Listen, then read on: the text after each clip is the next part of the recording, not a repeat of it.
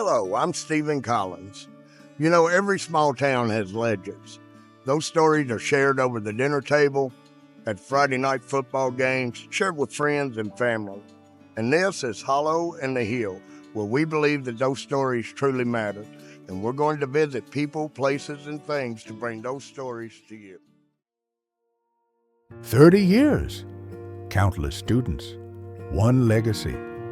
In a world where trends come and go and lessons are forgotten as quickly as they're learned, there are still a few who make an impact that lasts a lifetime. For over 3 decades, one man has shaped young minds, not just with textbooks, but with patience, kindness, and heart. Behind every success story, there's someone who saw the potential long before anyone else did, someone who showed up day after day and quietly made a difference. This is his story. Thank you, Mr. Kendrick. So today we are at Boyle County Middle School, and we're going to be speaking with an educator who has been here for over 30 years. I'm Stephen Collins. This is episode 4 of Hollow and the Hill. And today we're here with Mr. Bart Kendrick from the Boyle County Middle School. Been an educator here for 30 years, the way I understand it. And we're going to be having a conversation with him today, digging into some of his history and insights and just some of the things that and interesting stories that he's had over the last years. So, Mark, welcome. Thank you. Thank you for having me. So, let's start and go back to the beginning, I guess. And what inspired you to become an educator? I was a student at the University of Kentucky, and my parents did not finish college, and so going to college was important to them. So I went to college, but I didn't have any idea what I wanted to do. I always joked that I thought an engineer was someone who drove a train, and I didn't know what engineering was. You know, there were so many careers out there that I wasn't aware of. And at the time, the person I was dating, who I eventually married and am still married to, her parents were both educators. And so I was just taking my regular core classes that you have to take, everybody takes at college, you know, history classes and things like that, and struggling to figure out what I wanted to major in. And my mother-in-law, who was a professor at Center College for 40 years, she said, why don't you consider education? And she, back then in the early 90s, late 80s, you know, she was talking about the benefits that education offered for teachers, excellent pension plan, health care, things like that. And so it piqued my interest. I played sports in high school. She talked about the aspect of teaching and coaching, because I love sports. I play anything with a ball, and so through that encouragement, I started to pursue education at UK. Went and talked to the right people and things like that, and applied to go to the College of Education. Then I had to decide what level I wanted to teach at. I'm not a very tall person. I'm only 5'5", and so there was a part of me that thought, I just don't know if I want to be in a high school setting with male students that are twice the size of me and things like that. And so I thought middle school would be a good age range for me. I was kind of a hellion in middle school myself, honestly, and but some of my favorite teachers were in middle school, and so that kind of started to put me into that area. And then from then on, it's been a God thing. I really felt everything just kind of opened up, my pathways into my first job. Everything was just laid out for me by God, and I really felt like I made the right choice. Oh, they're good. You know, I think a lot of people, our childhood memories are so strong to us. Absolutely. You know, and I think that a lot of people do have a teacher in their life that influenced them in one way or another. You know, I know in my family, my great aunt was an educator, and taught back in the old one-room schoolhouse days, and lived with a family out in the county that was close to school, and about twice a month she'd come home, you know, Right. and things. And so, and then looking back on my own personal, one of my favorite teachers was also a pilot, and built an airplane in his basement, and got it all assembled, and then had to unassemble it to get it out of the house, you know. So that was always something that, you know, as a child, we always had a lot of fun aggravating him about, Right. you know, Right. when we were in school. So to say that, to basically say from a teacher's standpoint, I'm sure that there's probably certain students that have stuck out in the past. Maybe can you recall a good story about maybe not mention a name or anything, but something that really resonated with you, or something from maybe in the earlier years when you first got started? Oh yeah, I've got, you know, it's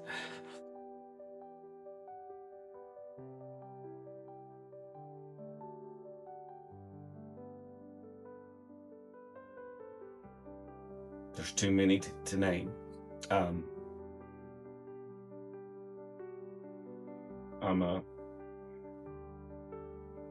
I'm a very emotional person, so you're gonna have to be patient with me. But to say that teachers don't have favorites, you know, it's not true. Right, right.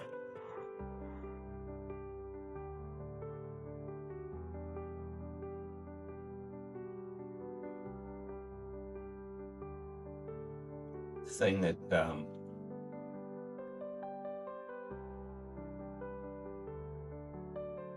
the thing that's always been about teaching for me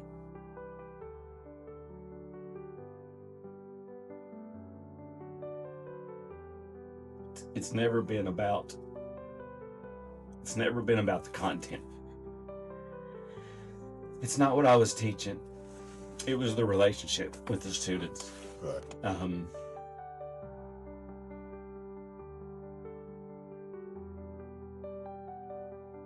I have many students that come from such rough backgrounds.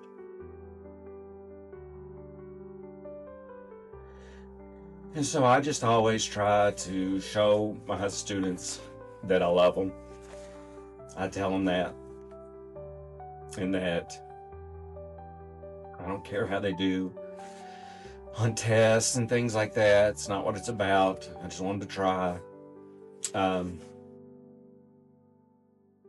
I have so many connections with students, and they come to me 30 years later. Those first groups were really special. It was easier back then. I was young, and so we were more like friends, kind of, you know. But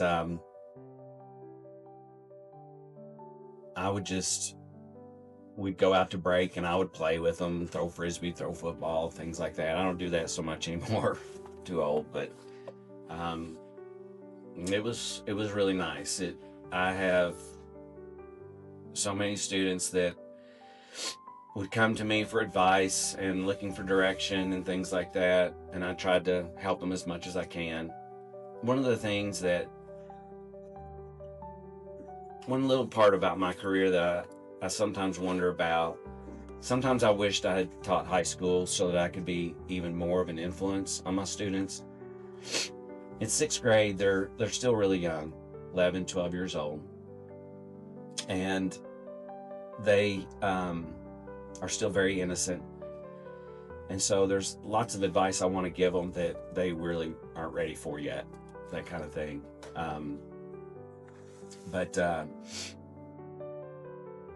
Yeah, those early groups, you know, I used to have a Nerf hoop in my classroom. We'd play Nerf ball when we had downtime and things like that. I just tried to connect with them. I coached soccer, I coached tennis, I coached golf, I coached basketball.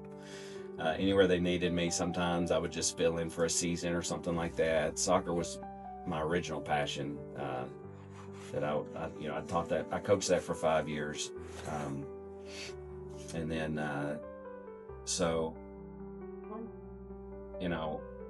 I can name names. There's some students I'm so proud of, and some of them I've had their own children now in class, and that's always special.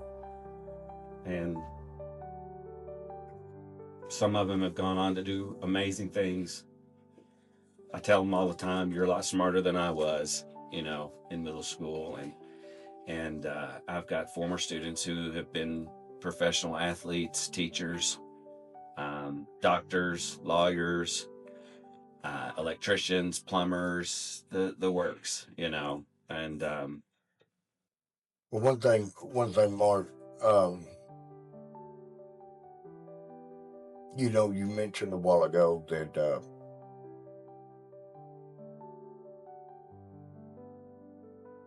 I'm sorry, I'm emotional also. You mentioned a while ago that some of these students don't come from the best backgrounds. And, I think people, as they get wrapped up in their daily lives, those things kind of fall to the back. It's just not in the forefront. It's not in the front of their mind of realizing what situations some people truly live in. Right. And so that was something that I had to learn as a teacher. When I first started teaching, I had very little patience for students sometimes that weren't doing their homework or weren't bringing their materials to class and things like that.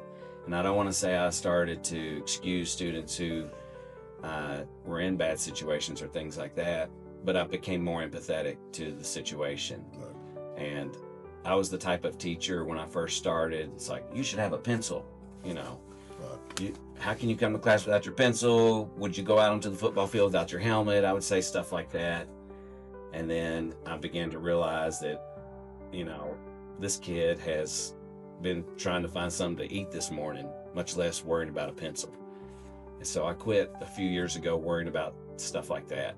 And it just became a habit. It's like, here, I got pencil for you. I got paper for you. You need paper, you need pencil. If you're going to math class, you don't have a pencil, come to me, I'll give you a pencil. So I've just become more, as I got older, I started to realize that a lot of these students, going home and doing homework just really isn't much of an option for them because of situations they're in and things like that. And not everybody's that way. And, we talk a lot about equal and equality and things like that. And there's some students that you don't have a good excuse. That's not a good excuse. I know your family, you've got a pencil, Right. That kind of thing. But other students, I just kind of let it slide. And I was like, you just come to me, I'll always have a pencil for you. As much in this country as we want to preach about equality and equal opportunity for everyone, the harsh reality is that that's just not a reality. Right. And when I was in middle school, looking back, those are very formative years. As much, sometimes, maybe more, as high school. Right. And, in the elementary years, you kind of, everything's brand new, everything's fresh, everything's exciting. You're young, you're learning, you're figuring out what things are. In middle school, you kind of got that figured out, but now you're trying to figure out how to be a person. Right. And how to live and how to deal with things. And sometimes sixth graders who do forget their pencil are dealing with real adult situations. Right, absolutely. That, and I'll be honest with you, that some adults couldn't even deal with. Right. Right. And my middle school years were not the best, some of it self-imposed. Right. Some of it very much environmental, and things. But I do want to say at this point, on behalf of all of those children over the years that you have influenced and things, I want to personally thank you. Thank you. For taking that extra step to acknowledge those children Mm-hmm. and to be a positive influence in their life. Because when I look back on it, there are a couple of teachers.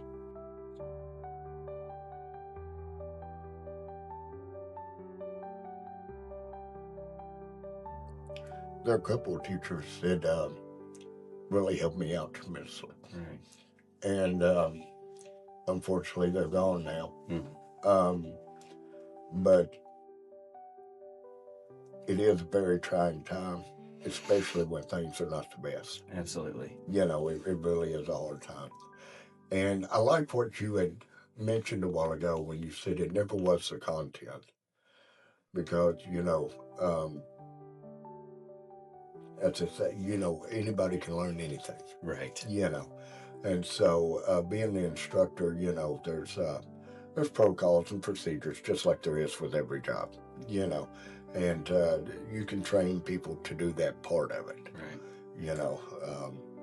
But to be able to give that extra that people need, that's you either have that or you don't. Right. And so thank you on behalf of all of them and myself. I want to personally thank you for that. But we done an episode with the Bolorama with our last episode with Mr. Zach. Oh, yes. Do you remember having Zach in class? I do remember having Zach. Zach was, he was a rascal for sure. He was one of those that you had to get on all the time. Come on, Zach, do your work and stuff like that. I got you. But he was a great athlete, and I hear tell that there was a day of detention hall. No, I'm sure. I don't remember, but I'm sure there was. Zach was he was a lot like myself when I was in middle school. There were so many things I was interested in, and schoolwork wasn't exactly the first thing on my mind. Right. But Zach and my best memory with Zach was playing horse, and I had a basketball goal in my classroom, and a Nerf ball, and he and I would play horse all the time, just trying to connect with him, keep him interested in school. We bowled there on Wednesday night in a league, and Zach's been very helpful to me. I'm not a bowler. Yeah, I wish I was, but I look around and I see these guys. And I'm like, gosh, look, so it's strike after strike, and I'm like, well, it hit 7 this time. That's great, So, but anyway, Zach has been a positive influence on that line, of things as far as getting me interested. For sure. Detroit, and of course, but he had mentioned that you were one of his teachers. Well, that was one of my early classes too. Right. That means Zach's old. But if he doesn't know it, he's old. But it's creeping up. That was some of my early groups. Those kids were the best, and there's in my career, it kind of goes in thirds. So this is my 32nd year, and in those first 10 years, my personal children were very young, right. and so the middle schoolers, my students were my children, and I had such close bonds with them, and I was coaching a lot and things like that. And then my middle 10 years was really, I was heavily focused on my own family, and getting them through school and being there for them. That's when I quit coaching, because I needed to be able to take them places. Sometimes I coach their teams, that sort of thing. And then my last 10 years has been wonderful, because my children have grown up and gone to college and started careers of their own, and now I can just my wife and I are empty nesters. We're at home, and so I just really enjoy the students. I enjoy the students now more than I ever have, honestly. And I think it's just part of it's because the end is coming. I'm retiring this May, and so it gives you a carefree attitude. Honestly, there's a lot of stresses in education. Right. Although the administrators they try their best to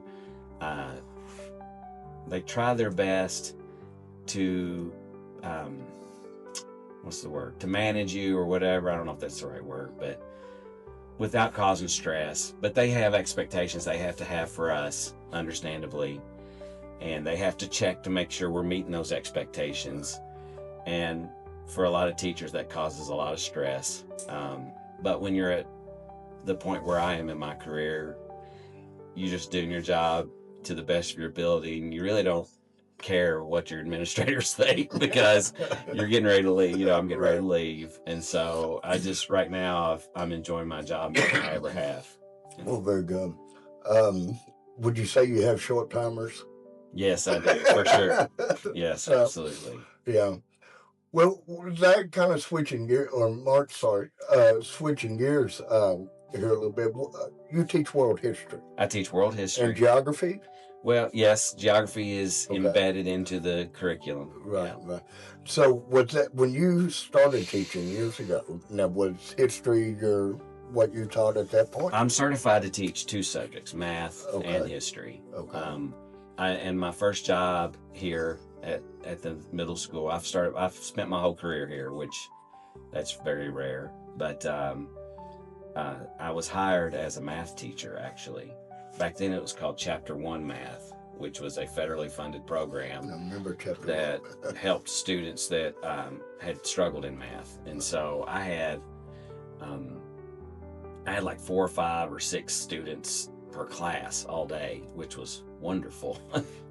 And then the next year, the 6th grade social studies position opened up, and it had been filled for many years by a wonderful teacher, Jean Ann Case. And to this day, I feel guilty because I pressured her to, it's like, because my program was being cut.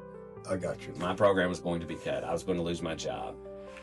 And 6th grade was a passion of mine. 6th grade is what I trained in college, was student teaching. And Miss Case was thinking about retiring. And she was at the point that I am now in my career, and I would go to her and go, "Oh, Miss Case, you know you want to retire. You know you want to retire," because I wanted that 6th grade position. Right. And I feel guilty about it now. I would not be amused if a young teacher came to me and was saying, "Come on, go ahead and retire," because I want your job. Right. Very inappropriate on my part. And I even said, "I'll buy you a car if you retire." She, to this day, she still holds me. "You still owe me a car. You can have my 2002 Ford truck. It's not much." Right. But no, she retired, and so I moved into 6th grade social studies, and I've been there ever since. I did switch over to math. They needed a math teacher, and math teachers are harder to find. And so I switched to math around year 10 or 11 of my career, and taught it for 2 years, and I got out of that as quick as I could. It's a lot harder. Now, I'm a huge history nut. I in my downtime, and when I decompress at night and my day's over and whatnot, I love YouTube. Mm-hmm. And so I get a lot of history from YouTube. Right. And my wife said I know more about World War II than the guys that fought in it, and the Civil War. And the latest one that I studied self-studied was ancient Chinese warfare and tactics. Okay. So yeah. I'm that You probably nerd. know more than I do about all of that. But anyway, it fascinates me. But what I think is lost in today's society, because the news is so instant now, and the news cycle changes so quickly. So things that happened 2 weeks ago, that years ago, and not that long ago even, Right. maybe back in the 70s and 80s, which may seem ancient to some that see this, but to you and I, that's not very long at all. For sure. But the news cycle was a lot longer. A story would stay, and you would hear more about it, for days on end. Where Right. now it switches sometimes hourly, Right.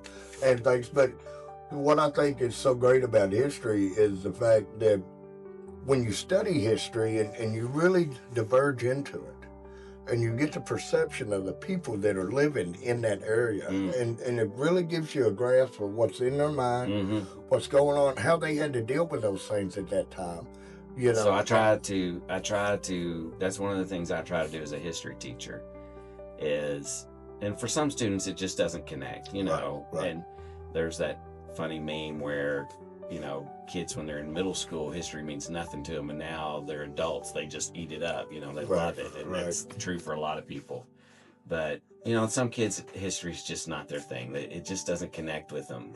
But that's one of my goals is I do everything I can in my power to make it interesting to them and try. And so I'm constantly saying, imagine what it would have been like to you're living in an ancient culture and you've developed the plow. I'm trying to make the plow interesting. Right. And so that's one of my tactics or approaches is I try to get them to imagine being in that situation, because then they appreciate history more. Well, when I tried, I have a daughter that's in 6th grade, and right now, and another one that's in 8th grade, fixing to go into high school, and I try to teach my girls in making points, as a father or things like that, and one of the things that I told them, I don't know, maybe a year or so back, is if you put yourself in that mindset. If we took somebody from today and put them back then, okay, that's fairly easy to do because we're going back in time, right?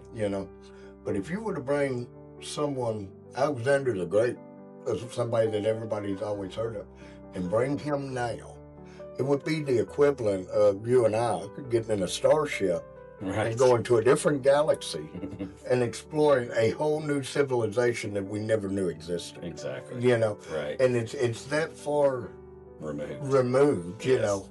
From that time period. And this is a magical world to Alexander the Great. Right. We have the phones, we can see people, they talk to us, we can interact with them instantly. Yep.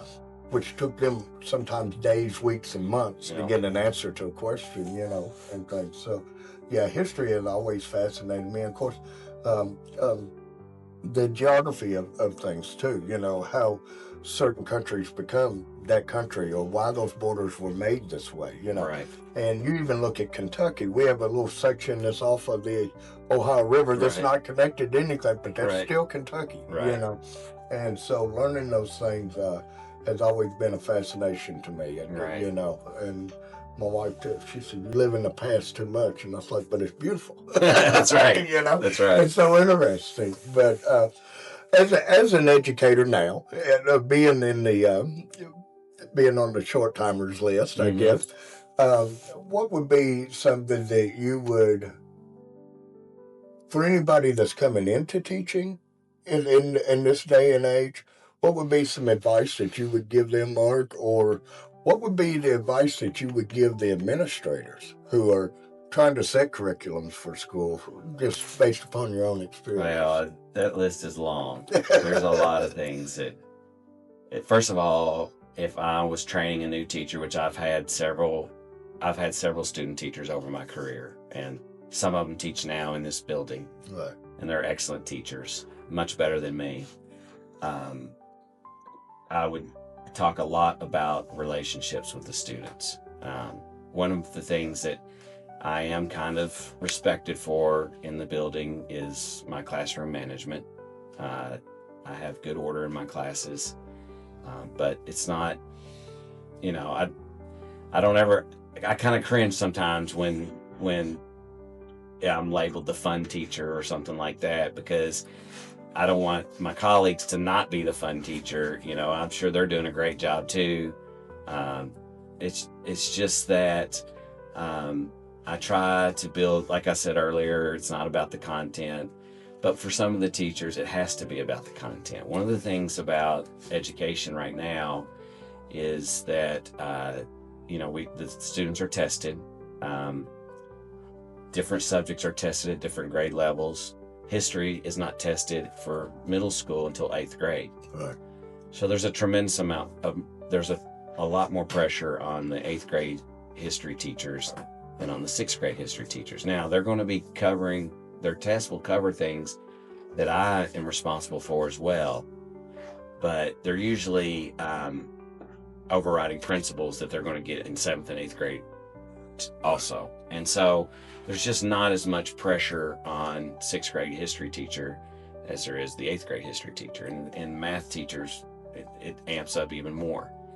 And so it's one of the reasons why I like sixth grade, to be honest with you. You know, I like the relationship with the students. I don't like to get caught up too much with we got to cover this content now, this quickly, and things like that. But advising new teachers, I first of all, I still think that education is an excellent field to go into. Education is getting a lot of bad rap these days, and quite frankly, the number of students majoring in education is troubling. I mean, we don't have a lot of new teachers coming into the field. Part of that is our salaries, and part of it is just the benefits aren't what they used to be. You know, that used to be what you sell. That's what my mother-in-law sold to me. The retirement plans and all that stuff is changing. And so, but I still believe that education is a good field. It's hard though, you know, if you encourage someone to go into education, they are going to struggle financially if it's just them. Now, you know, if you marry another teacher or something like that, you got 2 teacher salaries, you can have a really good life. But a teacher just on a teacher salary trying to raise children or something like that, it would be very difficult. You know, a hot topic that we have that you see a lot of is bullying in school. And I'm sure over 30 years of being an educator, you've probably seen that happen and things. For sure. I was a victim of a little bit of bullying when I was a kid. But then at that time frame, you took your licks and you moved on, you know. Right. And sometimes they'd come to a fisticuff on the football field or the crack, you know, and things. But, you know, that's highly discouraged in this day and age. But, you know, as I'm older, and, you know, this may make some people mad that see this, but as I'm older, I really, truly feel that a lot of bullying starts at home. Right. And with the parents. For sure. And if you're one of those parents, quit. Just stop. And but anyway, what is your take on it from, you know, as a child, we all know how we felt. If you were bullied, you know how you felt at that point, right, as a child. But as an educator, being kind of removed but still involved, what is your views on that? Well, first of all, I've received many hours of dealing with bullying. You know, I know that's a big concern for parents, and I know parents really worry about that sort of thing when they send their child to the local middle school and things like that, and when they're coming up from elementary and so on. And it is, I would say, you know, this age range is when it really kicks into high gear. There's a lot of things about the issue that is very, very complicated. Number one, the students oftentimes will,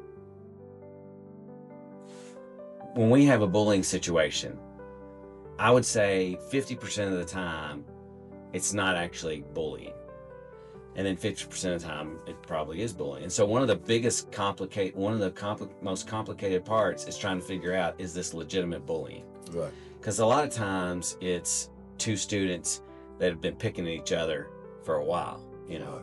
And because we do talk to the students a lot about bullying, and because we emphasize that bullying is not okay, sometimes students will immediately declare, I'm being bullied, as their response, because they know that's going to get a reaction from the teachers. Right. And so then we have to investigate, and we're almost like little detectives, police detectives, you know. We have to investigate, interview people, interview their classmates, things like that. What happened first? Did this happen? You know, we talk a lot to the students about what bullying looks like. It's usually somebody who's got more power over someone else, whether that be a student who's considered smarter than the other student, or maybe physically bigger than the other student. When we have true bullying, it's really, it really does not, bullying does not happen as much as you might think. But there are bullies in the school, for sure. And like you said, a lot of it has begun at home. Something that their parents have taught them, or some way that the parents have treated them, that sort of thing. And so usually we can pick those out pretty quickly, and we start using the means of discipline that we're allowed to do, from detentions and Friday schools and things like that, to try to address it. And we meet with the parents and so forth. But it's, I think it's better than it used to be, but now it's expressed in a different way, and that's online. That's a new problem that's come up in the last 6, 7, 8 years or so, is cyberbullying, we call it. And that becomes much more complicated, because a lot of times that doesn't happen at school. But then it becomes a problem at the school. And so then you've got more people involved, and we've even had the police involved in situation, because it's out of our, this happened from home, on a social media network, things like that. And so sometimes it becomes a much bigger deal. But it's a problem. I mean, it's always going to be a problem. We teach the students we emphasize to not just be a bystander, to speak up, report it when you see it. The frustrating thing is when you get a note or a call from a parent, or an email from a parent, my child's being bullied. He said this happened in your classroom today, and that happens. But the student didn't say anything to me when it happened. Right. Or even, come to me after class when all the students leave, come up and let me know, so that I can deal with it immediately. And so, but, we deal with it the best we can. I think one of the biggest heartbreaking things about that, like I said earlier, in my generation and older, we kind of dealt with it with our fists, and this generation is thankfully not taught that. Right. But I think one of the side effects to that, though, unfortunately, is the high rate of suicide. Absolutely. Among middle school children, because as, we kind of laugh about fighting and whatnot at that generation, but at the end of that, it was done and over with. Right. You had a clear winner and a clear loser, and usually whoever the winner was, if the loser was the one that was being bullied on, they didn't get bullied on that much anymore, because Right. they knew that they would fight back, Yeah. And we've kind of taken that away from children, I think.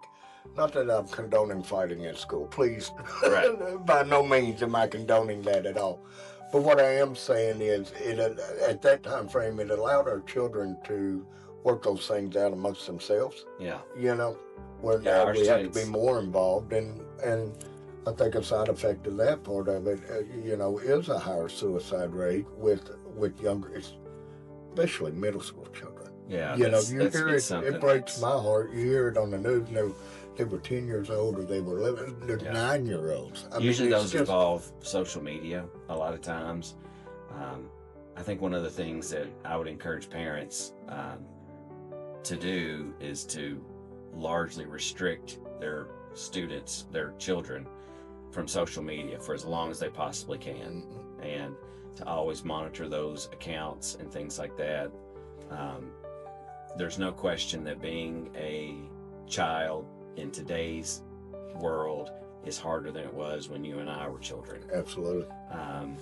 The things that they're exposed to because of our cell phones and the internet and things like that, it's much worse. And I think that's the reason why we're having suicide with children as young as 10, 11 years old, is because and I can see that in my own students. I know the students. I can tell by the way they react when certain phrases are said or things like that, that how much they've been exposed to. Right. You can tell. Right. And you've got some students that are very innocent. Their parents have restricted them and protected their eyes from content and things like that. And then there's students whose parents have not been careful about what their children are exposed to, and therefore they've grown up quickly. And it's amazing, especially I'm sure in 8th grade. By 8th grade, they're all probably similar in terms of what they've seen and heard and things like that. But by 6th grade, I've got some that are very, very innocent, and some that have seen a lot. Right. And you can tell by their behavior, and you can tell by the comments they make, and things like that. You know, I think social media has done a great job on as far as connecting people. Because we didn't have those. You know, it's like, well, I wonder what Bob's doing. I ain't seen Bob in 10 years, and you got no way to find out. Right. You know, and so it's done a great job on those things as far as reconnecting people and keeping people connected, friends in the past and whatnot. But it does have those negative, which are just as real and as vile as anything else. And these students their minds aren't developed enough. Mark, kind of moving away from bullying, but before I do, there are social media platforms geared especially for children that the parents can monitor and be Those more are new, involved. and they're not very prevalent right now. What will happen, I think, is that some students will utilize something like that. And of course, we don't know yet how effective they'll be. Right. But you're going to have, like I said a minute ago, with the students, that some have been exposed to a lot and some to very little. The students that have lived a more mature life and have seen more mature things growing up, they will probably find it boring and will try to, they'll have a secret account on a regular Instagram or Facebook, because they'll be like, well, this is boring, but if kids are started with that in the elementary age, I can see where that would be beneficial for sure. So Mark, congratulations on becoming Boyle County's Teacher of the Year this year for 2025. Yes. And I'm sure that's a huge accomplishment. Yeah, I was surprised. I was shocked, really. I don't feel like I deserve it. I think I probably just outlasted. I get it for lasting this long, but I do feel like I'm a good teacher. I don't feel like I commit myself as much as some of my colleagues, and I've got some people that I work with that they eat, sleep, breathe their job 24 hours a day. I don't do that. When I go home, I like to disconnect. But on the other hand, I do have a relationship with my students such that we learn. I keep them interested. They improve as writers and as readers when they're in my classroom, and I like to think that I kind of help keep the 6th grade running smoothly. One of the things that I've always felt as in my role, I've always felt the need to be a spokesperson for the 6th grade teachers with the administration and things like that. And so I've always tried to have a good relationship with my administrators, and I've been blessed to have some wonderful principals that I've worked for. And I always tried to have a respectful relationship in which I felt comfortable enough to go to them and say, hey, the other teachers are feeling stressed about this, or the other teachers are seeing this as a problem. And I try to be a voice for them to the administration when things come up, and because some of them don't have the courage or don't feel comfortable enough to go to the administration to complain about something. Right. And so I'm like, a few years ago, I started taking that, and I was like, I'll go talk to them. I'll let them know. And so I kind of felt like I've kind of taken on that role. And so, as far as Teacher of the Year, what I joked about is, I don't know if I deserved it this year, but I've deserved it some years. And so And so it was a nice honor. And I was really surprised and appreciative of. So, Mark, it's been a pleasure speaking with you. Thank you. I've really enjoyed our interview. It's been Appreciate you having me. been touching for both of us. I think, Yes, you know, for sure. and definitely brought out some things in that I've thought about that I hadn't thought about in years. To Right. be honest with you, and for that I'm very thankful. And I appreciate you taking the time out of your busy schedule to be here with us. And this concludes episode 4 of Hollow in the Hill. For 30 years, the lessons he taught weren't just written on a board. They were written in the hearts of the kids who needed him most. He didn't just teach, he believed in them, he listened to them, and he reminded them they mattered. And time after time, he helped them become someone they never thought they could be. I just want to say thank you to all my colleagues that I've worked with over the years for making my job so enjoyable and fun. And I want to thank my administrators who've been so supportive. And finally, I want to thank my wife of more than 30 years for supporting me throughout my career and always being there on those tough days when I come home and celebrating with me on those wonderful days. Thank you. One day, the pencil is put down, the lights turn off, and the classroom that held so many stories finally grows quiet. Desks will be moved, names will fade from the roster, but the lives he touched will never forget him. Somewhere tonight, someone still remembers the first teacher who told them they were enough, and this whole town remembers the man who helped build its future, one child at a time. Thank you, Mr. Kendrick, for everything.